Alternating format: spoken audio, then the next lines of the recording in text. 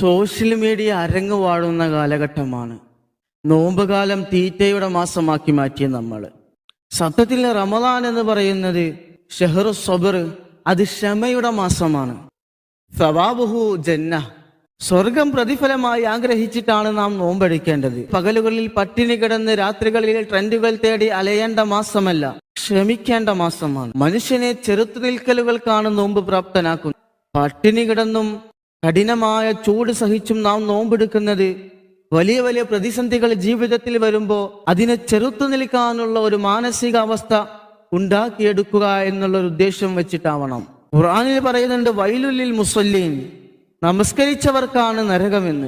അവരുടെ നമസ്കാരം എന്ന് പറഞ്ഞത് വെറും കാട്ടിക്കൂട്ടലുകൾ മാത്രമായിരുന്നു.